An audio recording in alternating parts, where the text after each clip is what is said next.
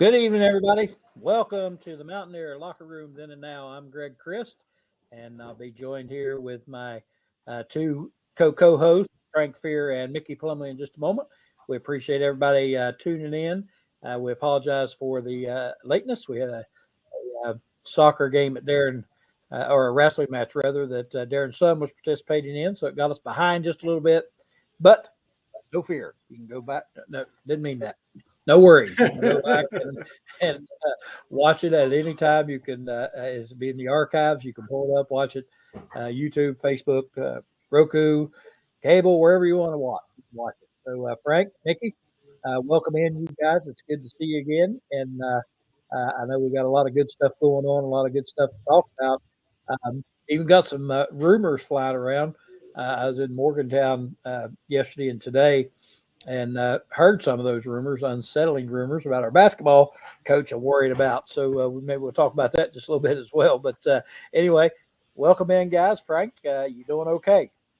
Doing fine. Obviously, a very eventful week with the Big 12 schedule coming out.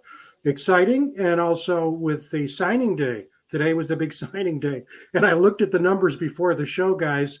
And Rich Rod has brought in 60 players between the portal and freshmen. The thing is, I want to be a mouse on the wall during spring drills, and then because I'll tell you what, this is going to be as good as the Duke out at the OK Corral, because these guys are going to. Who's going to make the roster, and then who's going to play on Saturday? It's going to be quite a thing, quite a show.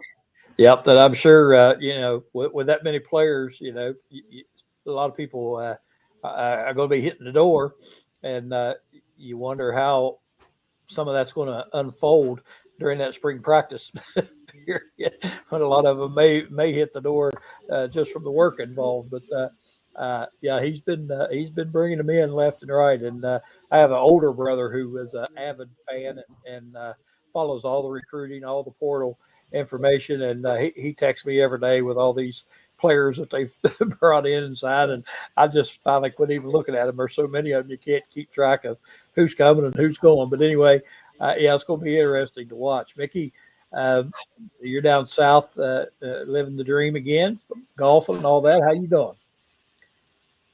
Been doing well, Greg. Been on the road for a couple of weeks. Got a chance to go down to Florida and visit with some of my 69 Peach Bowl teammates, played a little golf. Awesome. And I got to visit with some of my guys I've known for 55 years since we played in the Peach Bowl in 1969. So I've known them just a little while. Yeah, that's awesome. That's awesome. Our basketball team got back on the right track the other day, and Frank, I know you and I had talked a little bit about it while it was going on. We called it halftime. Looked a lot better, I think, overall. They still struggling a little bit, but they look better than they have the past few games, and hopefully they've got things on the right track. Yeah, losing Tucker for the year is a real issue, but that's no surprise. You talked about it. You predicted, the longer we went into the season.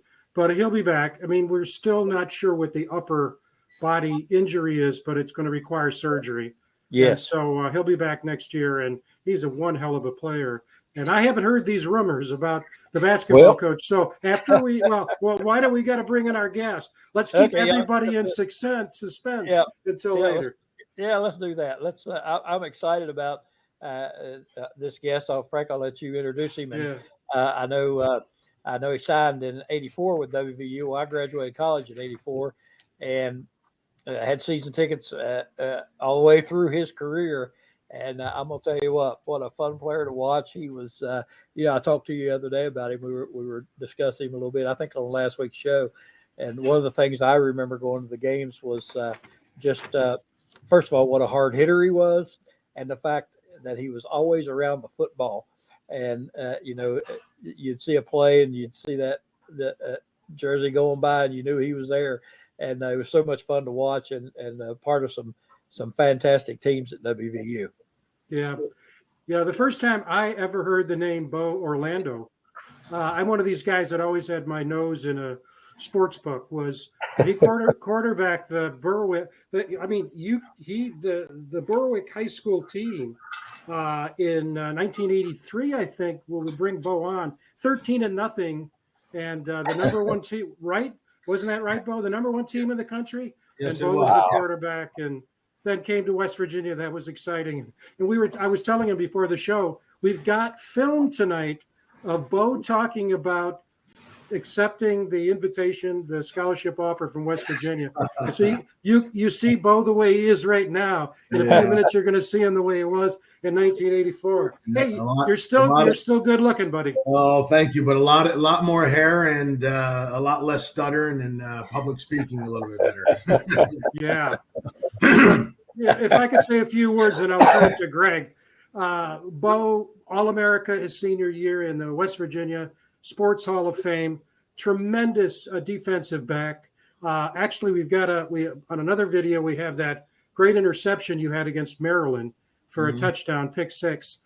Played 107 games in the NFL, almost 200 tackles, 10 interceptions in the NFL, and of course, played in that incredible 1988 game. I guess that was the last game of your career. When West Virginia played Notre Dame, and if it hadn't been for that, we all say, if it hadn't been for that injury in the first quarter, the national champion would have been the Mountaineers, right, Bo? That's got to be true.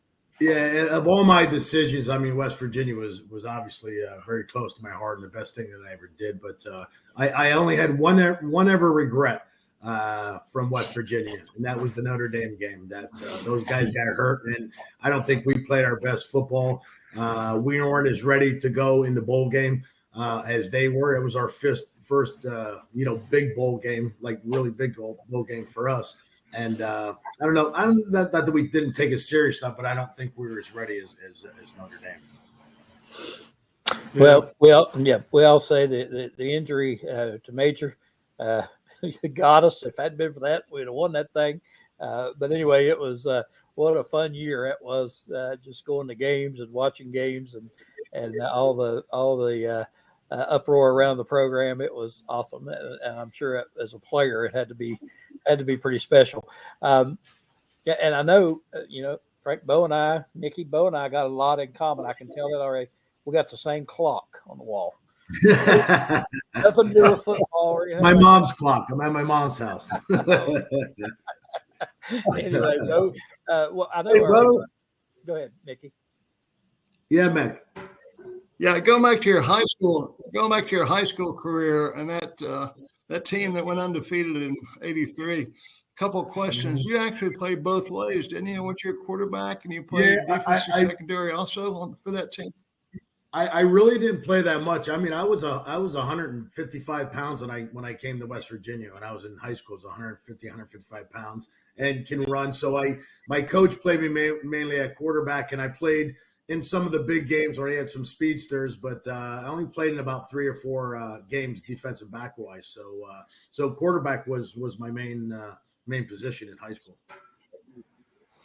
So why don't you? I know our listeners are always curious.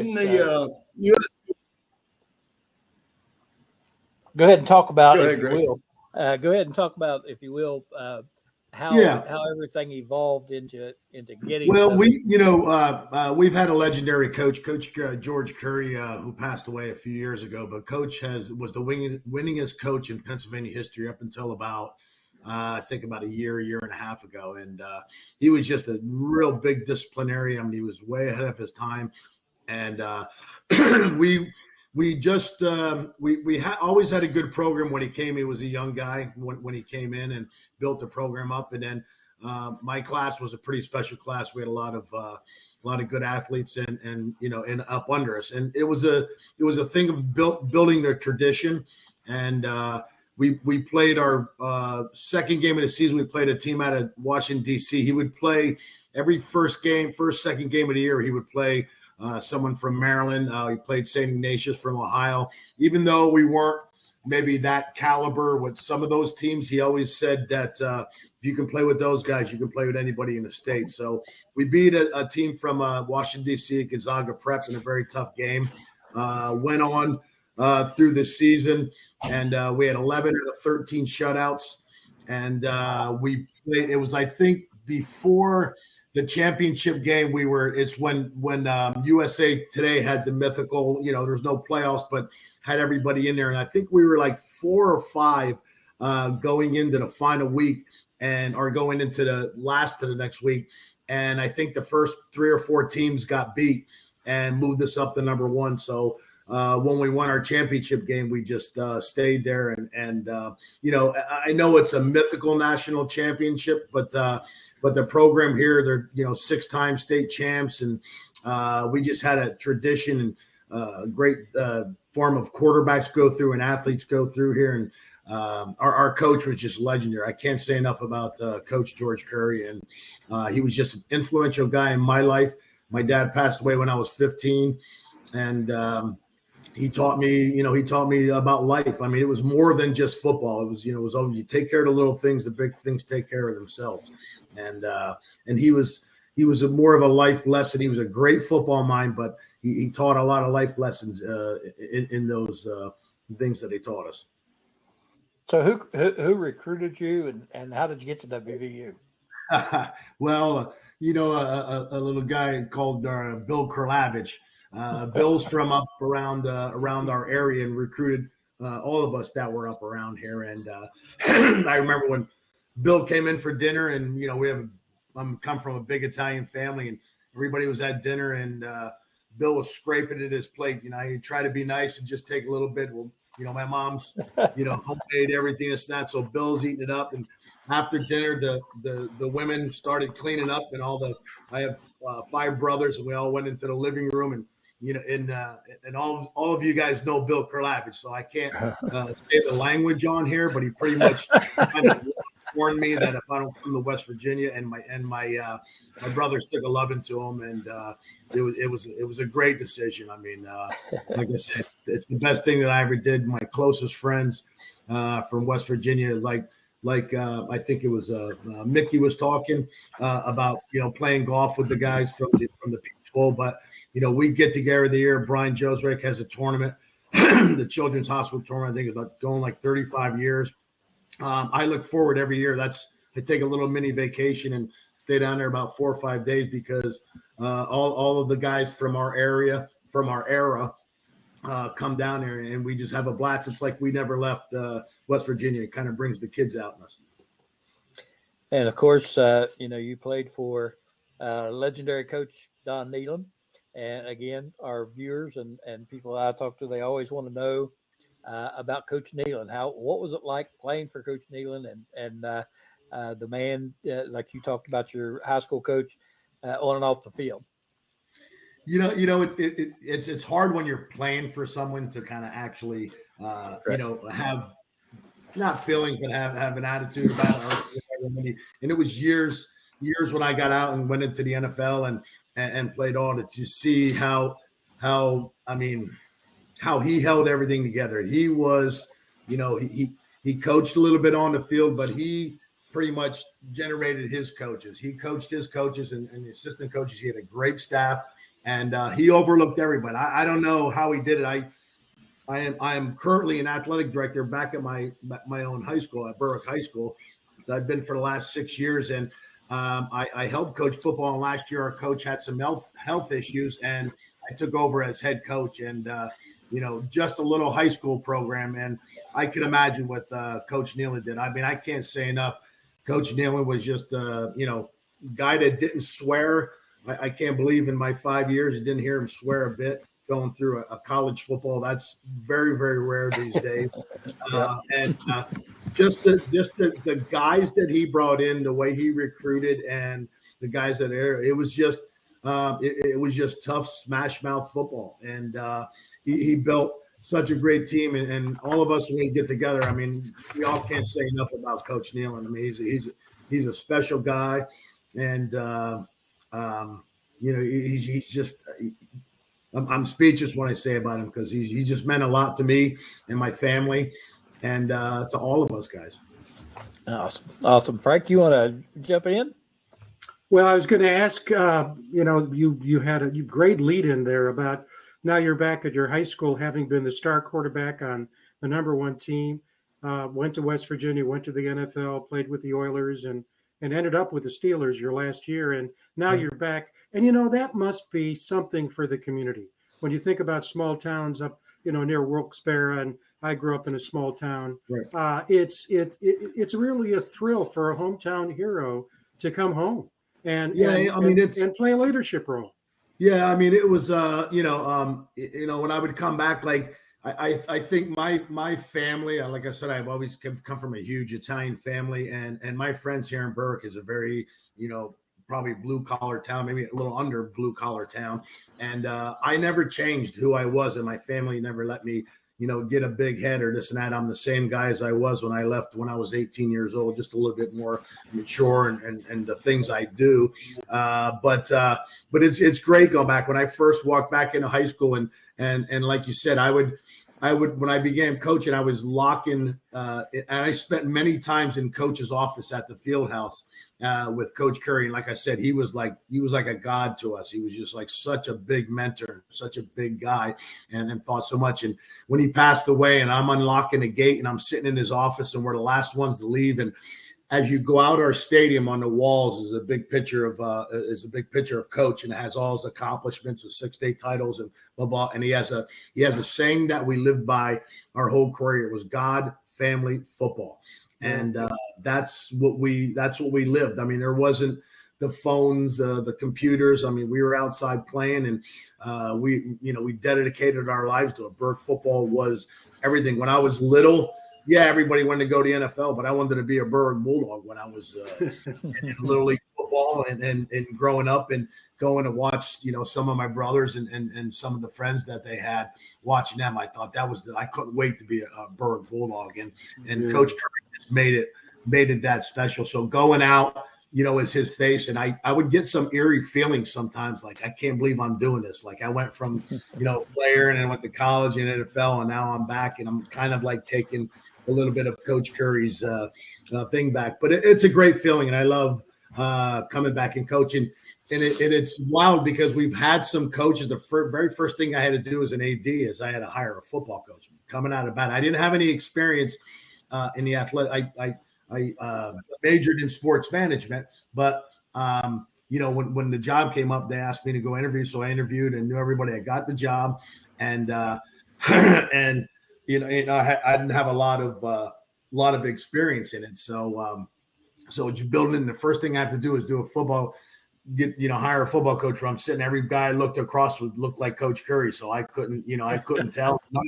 None of them even minutely measured up to Coach Curry. So it was a very tough decision. But we've went through some coaches, and the program is not what it used to be, but it's coming back. And the reason why is because we have Coach Curry's grandson.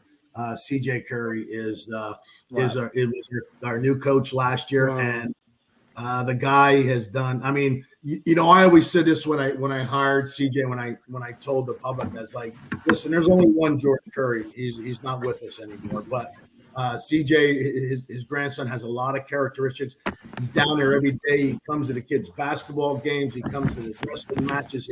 He cheers the kids on. He's one of the few coaches in the other sports that come and watch their kids play in the other sports. And, the kids are buying in. He's young. And is he not that he makes mistakes or nothing's you don't go right in and be, the top-notch coach. He's coached junior high, and he's coached a bit before, but he showed me a lot last year. I mean, he grew up a lot of maturity last year, and he's balls to the wall right now. I mean, that week or two after that season, we had 20, 25 kids in a weight room just pounding out, and they just can't wait to field this off season. So I'm glad we're on the right track. We got a Curry in there, and my legacy. I have 4 more years to go till I retire. I have to put 10 in for my retiree, and hopefully we go out with a bang with CJ and getting a little back of tradition.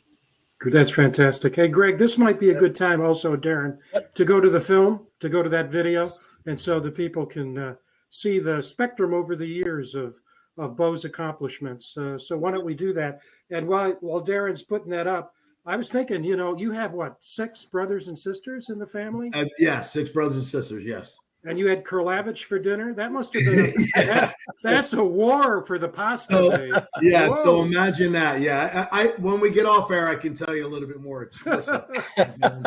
Today, incidentally, the country's top high school football seniors officially commit to the college they've chosen. A number of area players did get full scholarships and will be playing Division I football next year. Two of the most sought-after players in the area were Berwick's Joe Orlando and Andy Mills. And today they told me they had finally made up their minds. Orlando, quarterback and defensive back, visited places like Ohio State and Pittsburgh, but decided on West Virginia. Well, it was like a sort of a town, you know, like a college town. And I'm used to living like in a small town, so I figured, you know, it had everything I wanted. It had the opportunity to play in the secondary, which I like to play in the secondary in college.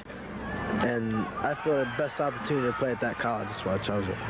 It was no surprise that Berwick's kids received so much attention. They were, after all, named in one national poll as the #1 high school team in America. Still, one traditional area recruiter stayed away. The biggest schools were in here, you know, except Penn State. You know, I don't know what their thinking is, but, you know, who might have questioned Penn State and their staff? They do a great job down there. Celebrating 125 years of Mountaineer football.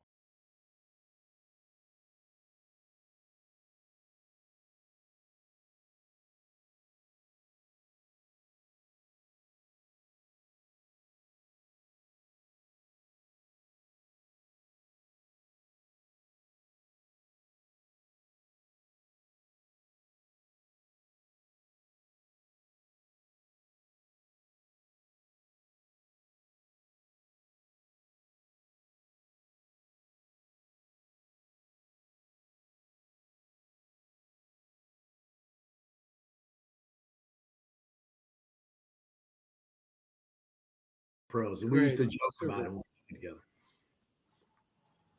Those are all the coaches too. Yep. Great coaching staff. Good you know what I said last night for Coach Dillon, I mean, Morgantown's a special place, and my teammates are not my teammates, they're my family. It's like when you live out of town and the holidays come, you're excited to go home see your family. Every time I get invited back, and not so much invited back, and I can get back to see these guys, it's like we never left. You know, I see them sometimes. Some of the guys I see once a year, and it's like we never left, and they're my brothers. You know what I mean? And the feeling like that you can't explain. I just Timmy Agee came in this year, and it's just you know, like I said, it's family. You know? So on that family aspect, I guess the kind of father figure of this family, Don Nealon. I know he was there last night. There was kind of supposed to be a roast, but it turns into a celebration.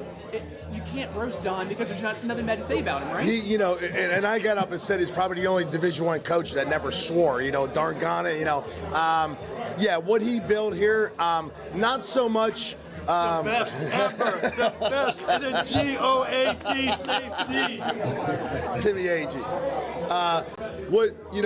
What he's built here, not so much the new stadium, the great teams that we did, but he built character and guys. I mean, we came in young kids, and he made men out of us. And a lot of us today still talk to him, and he's a mentor. He's all of those: a father, a mentor, a coach. He just built. You know, he's a big part of West Virginia University football. When you hear football, I mean, Don Nealon is the pinnacle, and he's like our godfather, you know what I mean? And we still look up to him, and he's just an even nicer guy off the field than what he did. And how are you going to go up? You're going to tell some stories that we got away with, but you had to keep him clean because, you know what I mean? But he's just, like I said, Don, he's the Don. You know, he is the Don. On Monday night, the Berwick Area School District announced its new director of athletics, and it's a name very familiar to sports fans in our area. The new AD is Bo Orlando, who was a standout football player for the Bulldogs in the early 1980s. Orlando went on to play collegiately at West Virginia and then enjoyed a 10-year career in the NFL, mostly with the Houston Oilers. Robin Dean went out to Crispin Field on Tuesday to chat with Orlando. He's the subject of our Sports Spotlight. AJ, we're here with Berwick's own Bo Orlando. He was just named the athletic director of his alma mater. Bo, you were a quarterback for Berwick in the early 80s. How does it feel to be back on this field more than 35 years later in another leadership role? very old.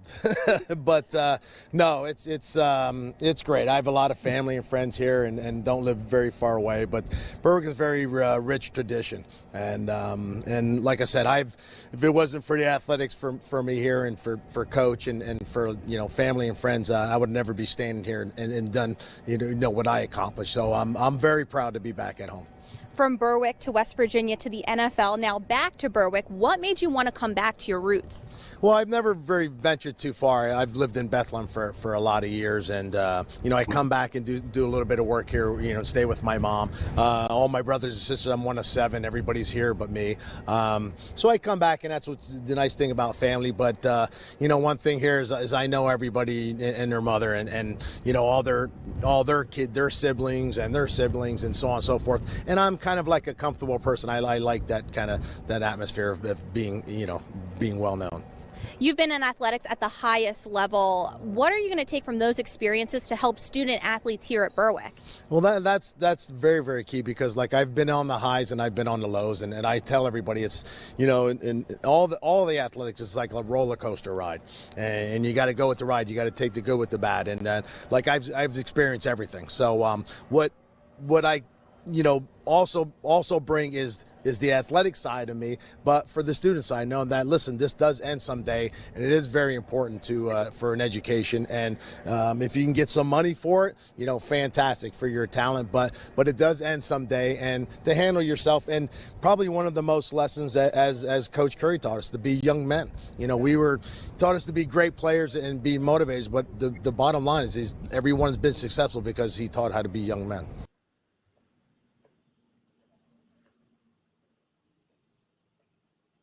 Fantastic.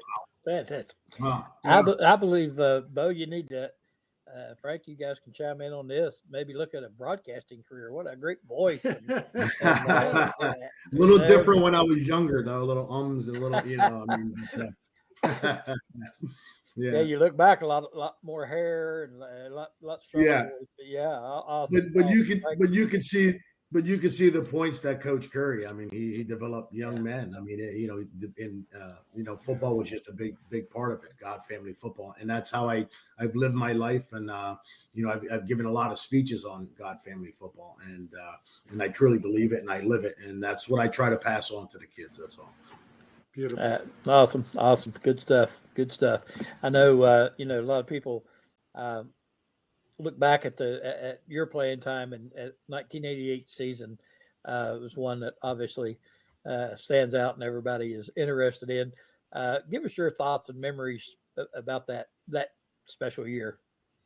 God, we were so close. I think and I don't know the statistics, but I think we had about 27 or 28 fifth-year seniors that came back for that year. And, it wasn't everybody was leaving, or there wasn't a portal wasn't around. And, we were as close on the field as we were off the field. I mean, there was no, segregation, black, white. We hung out. I have a lot of great friends, and we're still very close. Like I said, when we get together, it's like we never left. But that was just a special year. And we, a big tribute to it, I think we had 40 guys bench over 400 pounds. Al Johnson was our strength coach, and, we called ourselves Meathead, and we prided ourselves on being just a tough football team. We never got the respect. And I think still today we don't get the respect that the Penn States, the Ohio States get, but we played with a chip on our shoulder. And, we knew what we had. And looking back, like Fox, Ronald Turnbull, we had some players. It wasn't like we were the slum team, you know what I mean? And, those guys, we just played hard, and we went in every game, and we were physical. We just said, if you come in here, if you think you're going to beat us, you're going to walk away, whether you win or lose.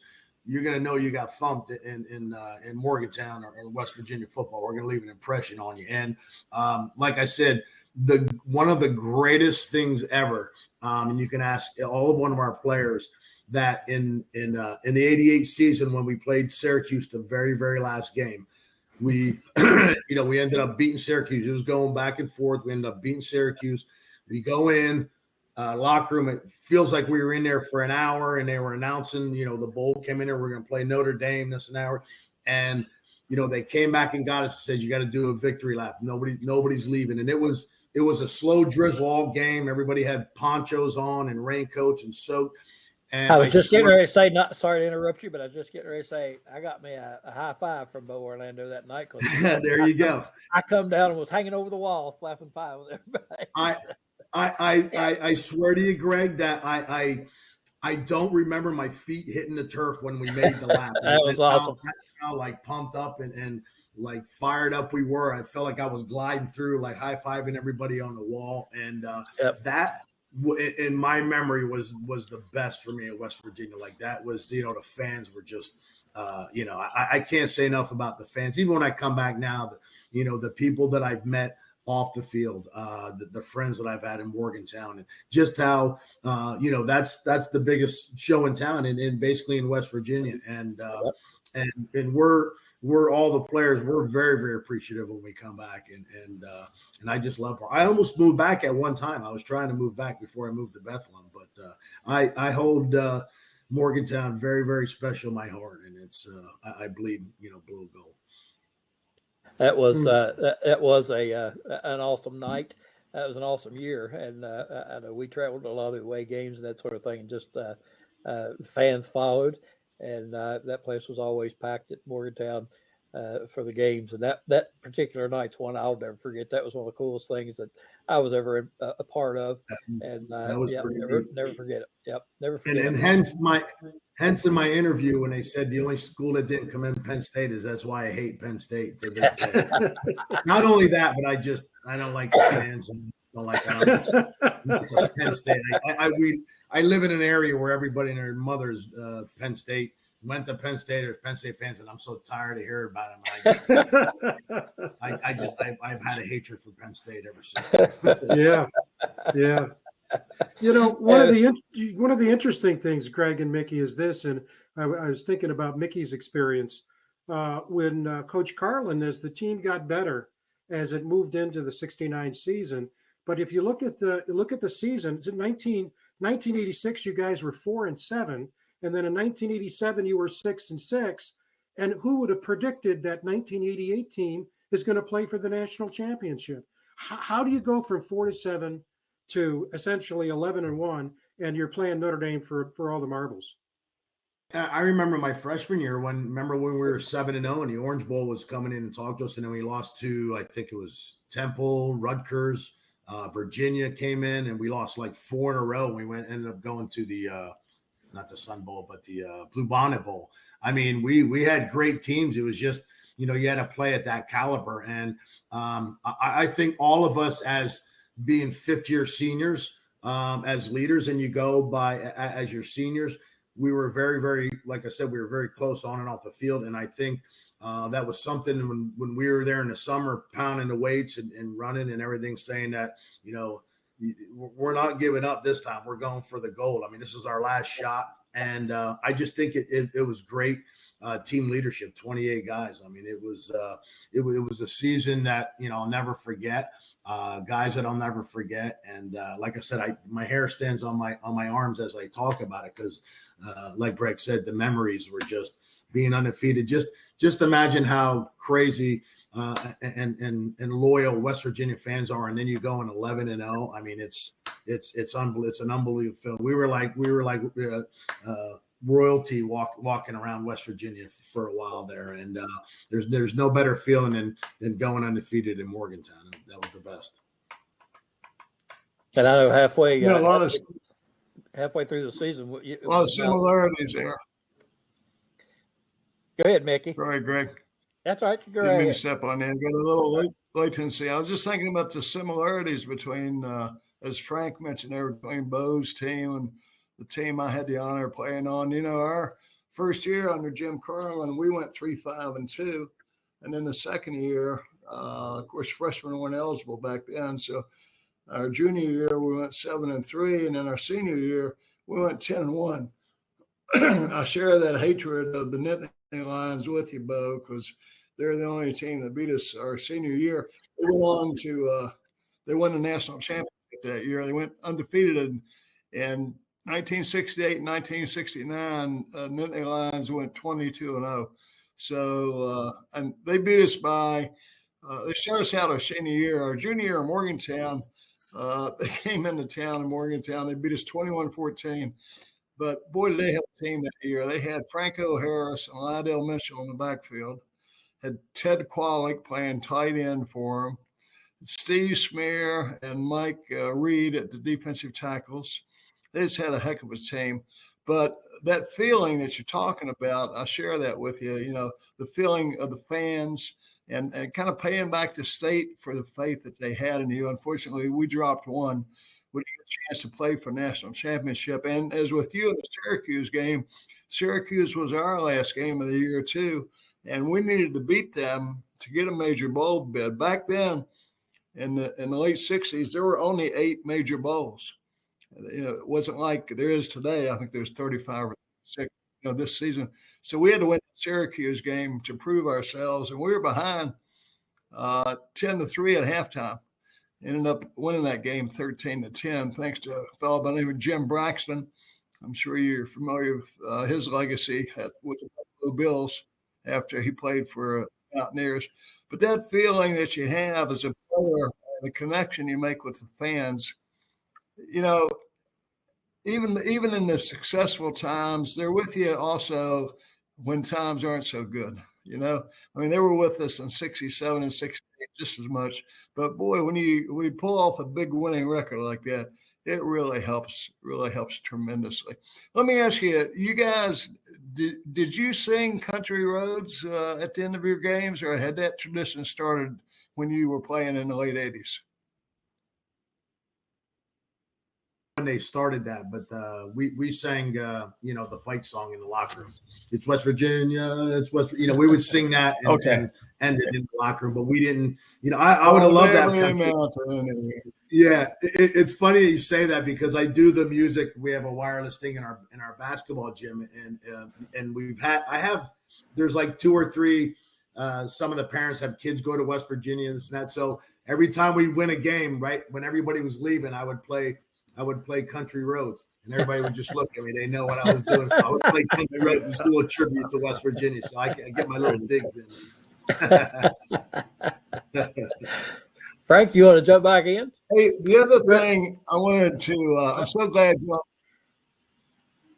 Go ahead, Mickey. Well, one last thing I wanted to mention here, Greg, was Bo, a little bit about the camaraderie that you mentioned with your teammates. You know, we too had a lot of that. I think most teams feel that they have it, but that brotherhood that you mentioned, and Frank actually wrote a book about this, it seems to transcend teams and generations. I mean, when Dale Wolfley was running the varsity club, every time you go back to Morgantown for a reunion, there were players there from every generation. And that kind of fell apart once Wolf left that job. I kind of miss that. I understand they're looking at putting a new person into that position up there. Have you heard anything about that up in Pennsylvania? I heard they're trying to reinvigorate the varsity club. I haven't heard, Mick, but I'll tell you what, for a couple of years, we would go back for games, and then you would go home and hey, such and such was here, such and such was there. Like you didn't know guys were there. And then when Wolf got that together and we would go into the tent, I mean, that was fantastic. I mean, I don't know why they got rid of that. Like I said, that got to bridge us when you were there and meet you guys, or guys that played the 60s, 70s, 80s, 90s. And I've met a lot of guys that I've watched on TV when I was gone in the 90s and 2000s that I was big fans of, and, you know, at West Virginia, and, you know, got to talk with them and see what kind of person they are off the field. And I think it was the best thing they did. I would love to see them bring it back if they ever do. You know, Rich was a big proponent of that. And hopefully Rich does something to bring the Mountaineers back, because, you know, he is one of us. I played with Rich. My true freshman year was a teammate of mine. And so I hope Rich knows, and he was kind of in our era. So hopefully he does. But you're right, Nick. Listen, I have been, you know, all over the country. I've played with 4 different NFL teams, and this guy and that guy. And I don't think everybody's as close as the Mountaineers are. You're just, I always say there's something special about Morgantown, and the people are just always down to earth, and they just bleed blue and gold no matter what. But there's something that's an athlete, non-athlete, whoever you are. It's just the nicest people, and it's a bond there between players, because I think one of the factors is, I think even when we were there and you were there, you never, even though you were 10-0, you know, they still talked about the Penn States, the Ohio States, and all this. You never got the respect. We always had a chip on our shoulders, and I think that goes a long ways. And I think when you're done with that chip, I think we still have it when we come back. Like, you know, once a Mountaineer, always a Mountaineer. I don't care what year you played. I don't care what era. You know, you wore the blue and gold, and that's damn pretty special. And I think, you know, I hope Rich brings something like the varsity club back, because that was meeting some of those guys in a hotel. We would stay with guys from the 60s, 70s. I mean, hearing the stories and us telling them stories. I mean, it was that was the great comeback. Yeah. Good, Frank.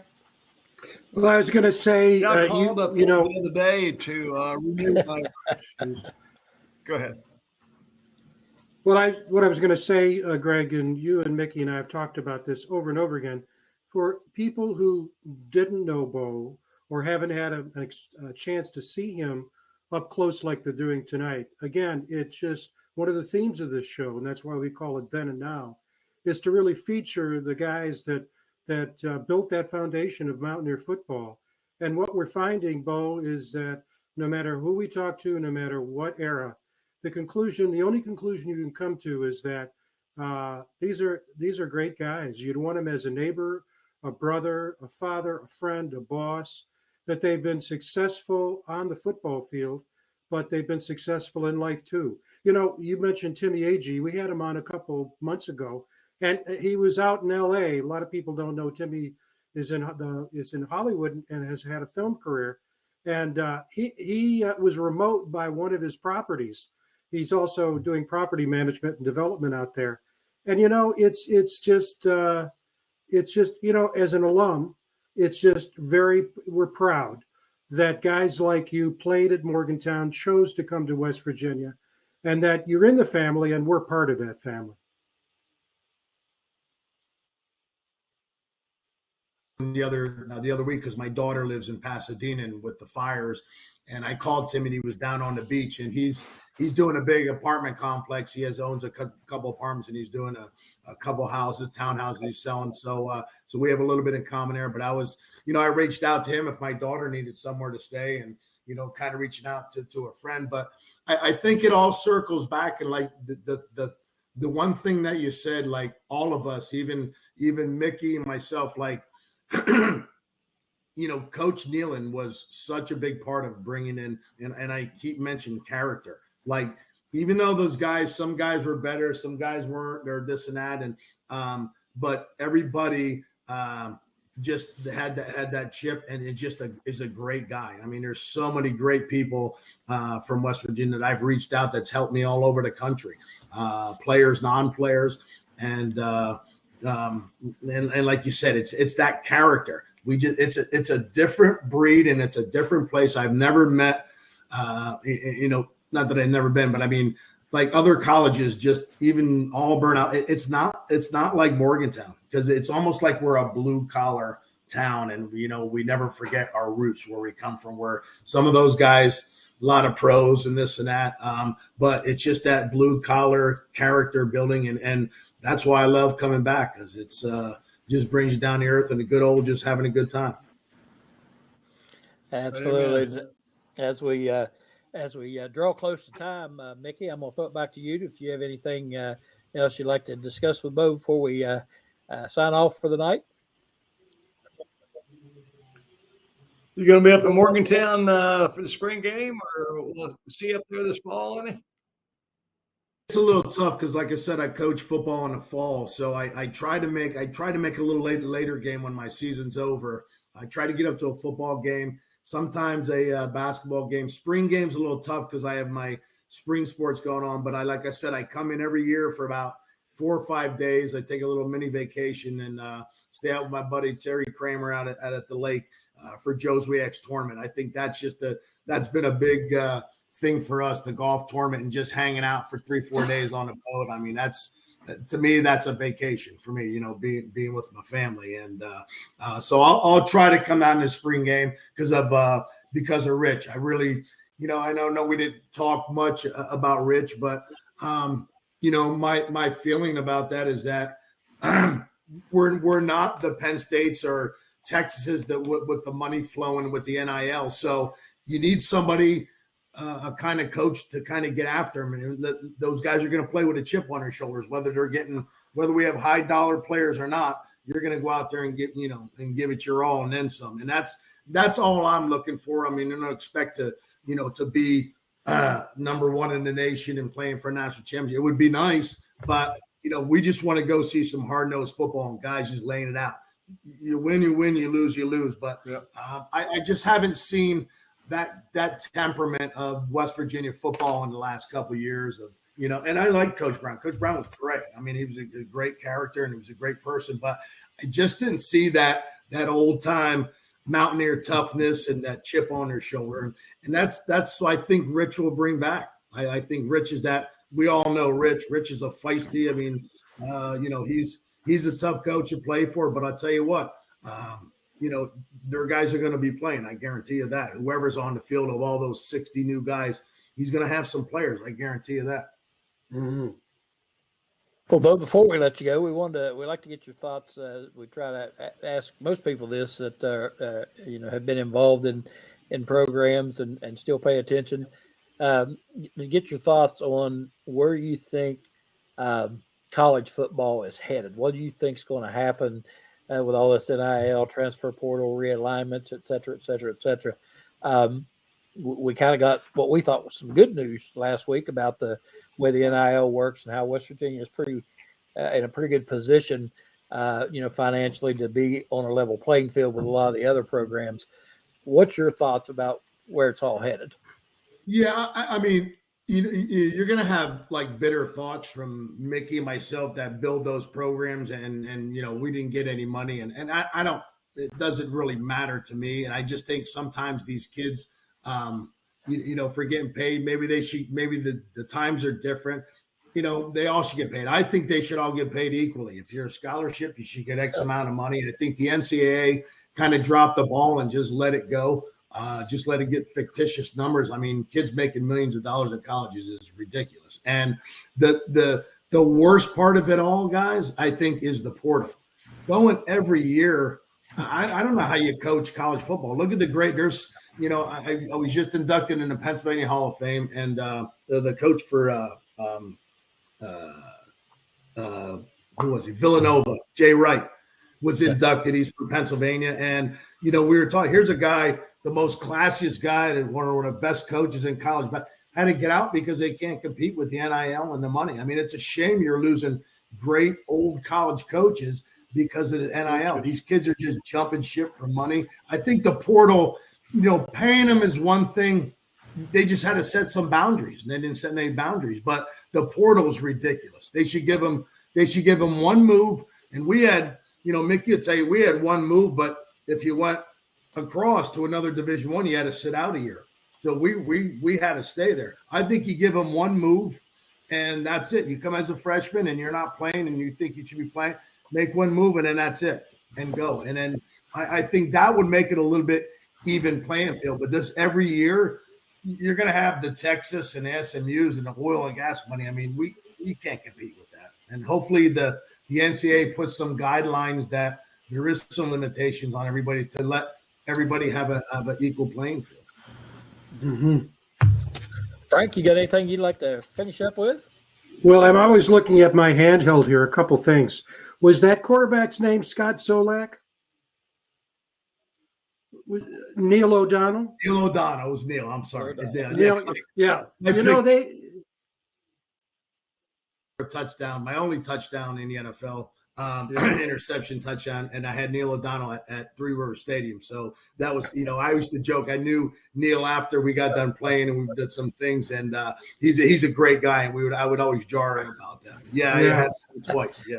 Yeah, you guys picked off 3 passes that day, so I didn't know whether it was Zolak or O'Donnell. You guys were busy back there. That's great. we were busy. And Maryland, I'll tell you what, Maryland had some teams back in the day. We had some battles from Pedanic, and I mean they had some big boys back in the day, and we had some battles with them. And that's one of my things too. And when Penn State left for the Big Ten because Paterno didn't want to move they didn't want to move the basketball, the Big East at the time, Villanova and all them.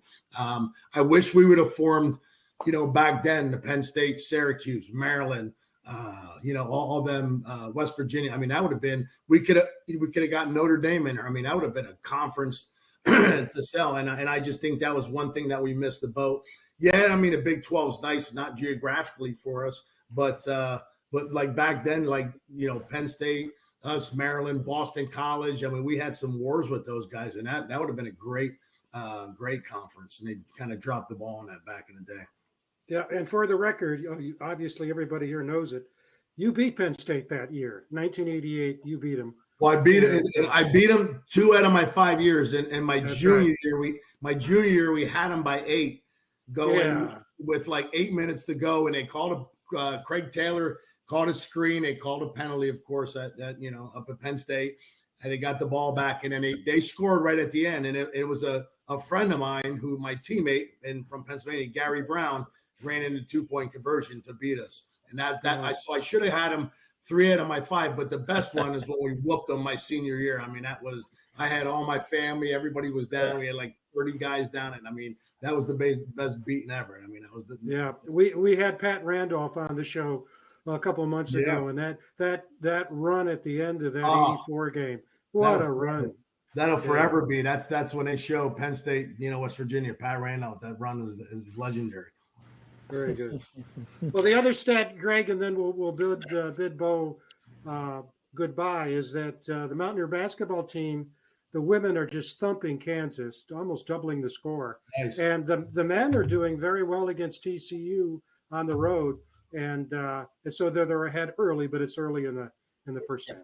Yep. That guy's done a great job. I mean, hopefully, I don't know the rumors you were talking about. Hopefully, he doesn't go anywhere. But for what he has, and losing some of those guys in the NIL are from last year. I mean, he's done a great job. He's kind of reminds me of Rich a little bit. I mean, just get after him. You know what I mean? And that's what as a good fan and a loyal fan, like. Everybody wants to win. Absolutely. Everybody wants to win the national championship. But if you don't, you want to go down swinging. And I think that's the way these guys are right now. I mean, they're just playing tough and beat Kansas in Kansas. I mean, that's the guy's doing a phenomenal job. Yeah. Yep. They're competitive. I think that's what we all want. We just want a competitive team out there that has a chance. Absolutely. Bo, listen, it's been a real honor and a pleasure to have you on. Big fan. And watched intently when you played, and when I heard your name pop up on our guest list, I was really excited about getting you on. And it's been great to hear your thoughts and about your career and everything. It's been a ton of fun for us. Well, I thank you guys as well. As like I said, I lighten up every time I do anything from West Virginia or do some radio shows or anything. I mean, to get to talk about the old days and you were there, we were there, and Mickey and Frank. I mean, anytime I get to talk about West Virginia, I kind of brighten up a little bit, and I can sit here all day and talk. And it was definitely my pleasure talking to you guys, and thank you for having me. All right. We appreciate you, and we'll get you back on here for sure in the future. And we'll be keeping an eye on you and seeing how things are going in your current position. We'll keep an eye on that as well. So, again, thanks so much. And I know the viewers will enjoy this. We appreciate you taking some time to spend with us. Thank you. Anytime. All right. Thanks, guys. It was a pleasure. Right. See you, Mick. Thanks, See you, Mick. Hey, Greg, I've taken my high blood, actually 2 high blood pressure pill. So what's this rumor you're talking All right. about? This is what I heard yesterday, and I heard again this morning from some locals in Morgantown that I know. And that is, Tucker DeVries is from Iowa, of course. And there's the belief that Iowa's head coach is retiring. He's already announced it.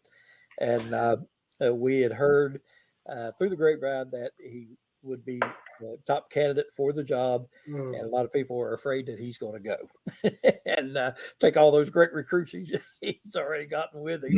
So, man, I hate to bring everybody down on the show, but make it worthwhile.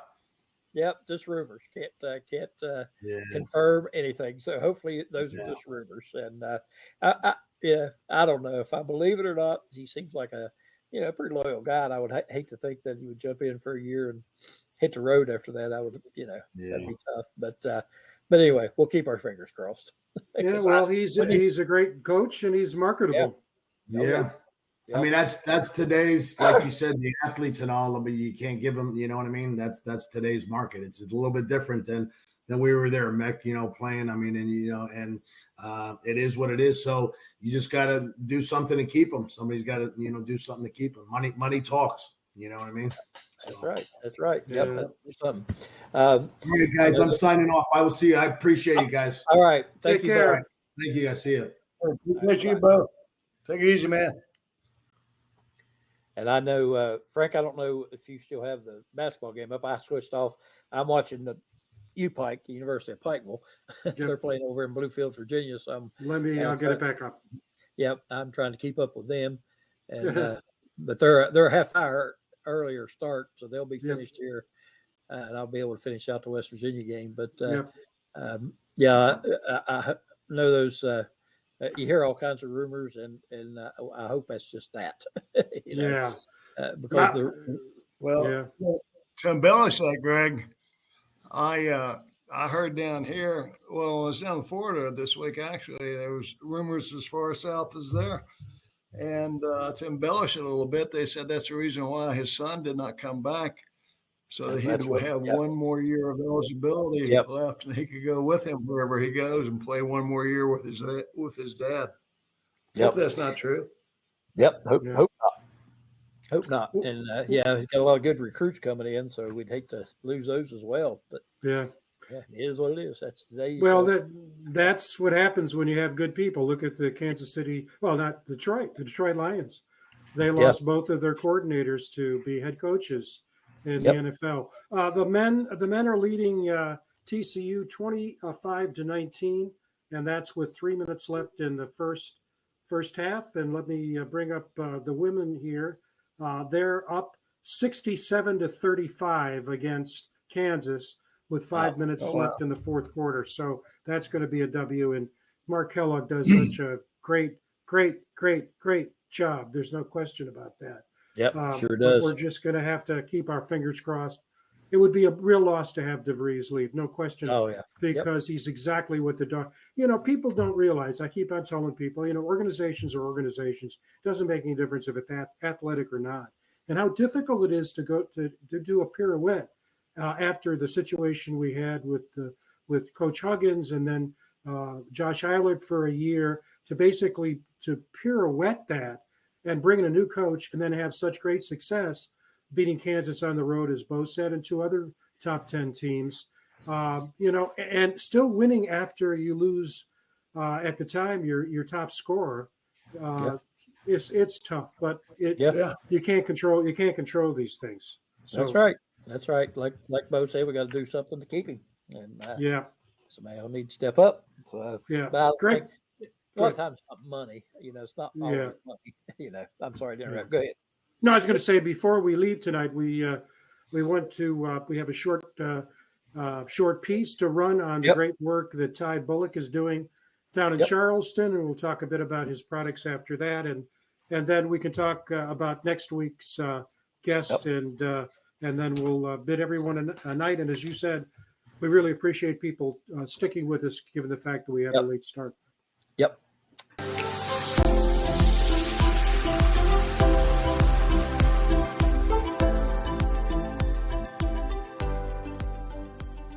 We do over here in Elk City, and that is community redevelopment, and specifically through saving historic buildings, renovating them, and turning them into places that people can work, play, and live.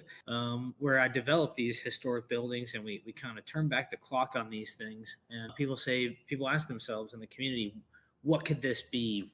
why is this building empty? Couldn't this be something for the community? And so that's what we try to do. We try to help purchase those kind of buildings, flip them, and then rent them out for below market rate if possible. And to date, we've done about 20 commercial buildings. We do mixed use components. So we have apartments usually on the second and third floors. And that gives it's kind of a return to that sense of community that we believe in, and that we want to help increase and foster in our downtowns in West Virginia. And so to date, we've done just a lot of cool mom and pop shops, as some people would call them, and these are kind of like the coffee shops, the t-shirt printing places, the small restaurants, the things that have character and that give our downtowns that vibrancy that we want to see, that walkability, that unique sort of experiential aspect of visiting a town that you don't really see necessarily in every community. So we're trying to help develop that and redevelop it back. I like the term redevelop it back into a unique place that we can call home and gives us a sense of place here in Charleston. And we're really proud of this type of work. We want to encourage folks to come and see us, come shopping, come bring your kids down. It's a very family oriented space and community. But also, if you have some business ideas, if you're interested in hanging your own shingle, if you're interested in putting yourself out there into the entrepreneurial world, I encourage you, reach out to me. My email is always available. ty.bullock@gmail.com. That's TIGHE_BULLOCK No idea is too small or big. Give me a shout anytime. And I'm always interested in helping not only businesses come to this part of West Virginia, but any West Virginia business, no matter where you're at. I've worked with communities all over the state, and anything I can do to help promote entrepreneurialism and small business development, that's my life goal. And I hope to speak to somebody out there in your world soon that hears this message and wants to be a part of this.